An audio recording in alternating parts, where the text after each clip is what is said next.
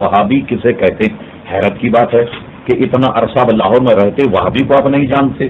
اصل میں ایک شخص تھا کوفے کا رہنے والا جس کا نام عبد الوہاب تھا۔ عبد الوہاب کے یہاں ایک لڑکا پیدا ہوا اور عبد الوہاب نے اس لڑکے کا نام محمد رکھا۔ یہی وہ شخص تھا کہ جس نے پڑھنے لکھنے کے بعد میں لوگوں کو گمراہی کی جانب اس نے ترغیب دلائی۔ اگر آپ کو فرصت ملے تو آپ اگر تفصیل کو پڑھیں تو آپ حقیقت تک پہنچ جائیں گے کہ یہ وہابیت نے جنم کیسے لیا۔ مثال کے طور پر آپ جانتے ہیں کہ سلطنت عثمانیہ ایک عظیم الشان سلطنت عثمانیہ تھی۔ جب برٹش گورنمنٹ کی ٹوٹ پھوٹ شروع ہوئی تو انہوں نے برطانیہ نے کیا کیا کہ اپنی ایک نو آبادیاتی منسٹری قائم کی، اور اپنی اس منسٹری میں بے شمار جاسوسوں کو مسلمانوں کی تباہ اور مسلمانوں کی سلطنتوں کو تباہ کرنے کے لیے انہوں نے دنیا کے ہر شہر میں بھیجا۔ اسی طریقے سے ان جاسوسوں میں ایک جاسوس کا نام ہمفرے، آپ کتاب کو ملاحظہ فرمائیے، وہ کئی زبانوں میں چھپ چکی، اگر آپ کہیں تو ہم اس کے اقتباسات آپ کو گویا انٹرنیٹ کے ذریعے سے بھی دے سکتے۔ ہمفرے نے اپنے اعترافات میں جو اس نے مظالم ڈھائے، مسلمانوں کی کیسے جاسوسی کی، سلطنت اسلامیہ کو کیسے توڑا، کیسے اس نے عربی پڑھی، کیسے اس نے استنبول میں رہ کر ایک شیخ سے ترکی زبان سیکھی، اس کو اگر آپ پڑھیں تو اس نے بڑی تفصیل سے لکھا کہ میں عراق گیا اور عراق میں میری ملاقات محمد بن عبد الوہاب سے ہوئی۔ میں نے محمد بن عبد الوہاب پر یہ گفتگو کی کہ شراب جو ہے وہ حرام نہیں، اور میں نے اس کو قرآن مجید اور حدیث سے یہ ثابت کر دیا کہ شراب حرام نہیں، اور اس کو میں نے شراب پلائی۔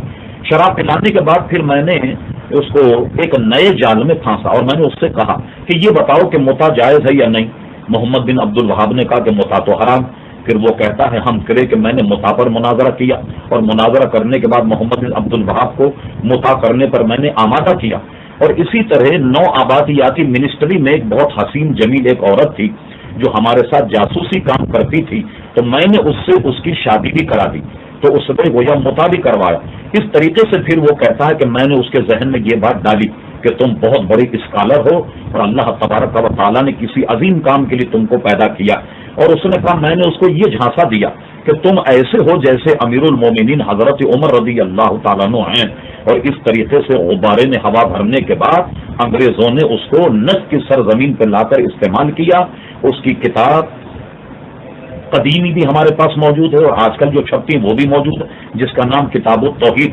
کتاب التوحید اگر آپ ملاحظہ فرمائیں تو اس نے اپنی جماعت کے علاوہ تمام دنیا کے مسلمانوں کو کافر کہا، یہاں تک کہ وہ اتنا انتہا پسند تھا کہ کسی عورت کو جو سنی ہوتی اس کو کہتا کہ تم وہابی بن جاؤ، جب وہ وہابی بن جاتی تو اس کا سر مونڈ دیتا، کہتا کہ یہ اس کے زمانے جاہلیت کے بعد۔ اس سے اس کی انتہا پسندی کا اندازہ لگائیے۔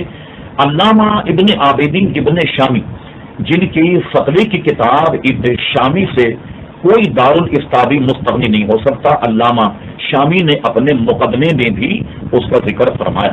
ایک مشہور حدیث ہے کہ نبی کریم صلی اللہ علیہ وسلم مال غنیمت تقسیم فرما رہے، ایک کمبخت منافق کھڑا ہوا اور اس نے یہ اپنے تئیں دیکھا کہ مجھے شاید کم مال ملا، وہ کہنے لگا اے محمد صلی اللہ علیہ وسلم عدل کیجیے عدل کیجیے۔ حضور نے فرمایا کمبخت، میں اگر عدل نہ کروں تو ہے کوئی دنیا میں عدل کرنے والا؟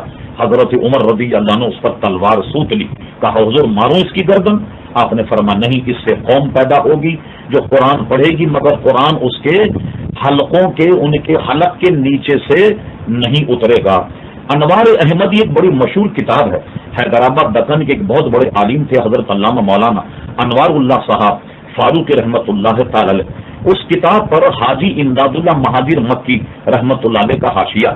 دنیا بھر کے وہابی حاجی امداد اللہ مہاجر مکی کو اپنا پیشوا اپنا امام مانتے ہیں۔ انوار احمدیہ پر حاجی امداد اللہ کی تقریر ہے اور اس میں مولانا انوار اللہ صاحب نے لکھا کہ جس شخص پر حضرت عمر رضی اللہ عنہ کے قتل کرنے کے لیے تلوار سوتی تھی اسی کی اولاد سے محمد بن عبد الوہاب پیدا ہوا، اور اس لیے چونکہ وہ ابن عبد الوہاب کہلاتا تھا لہذا اس کے ماننے والے کو لوگ وہابی کہنے لگ گئے۔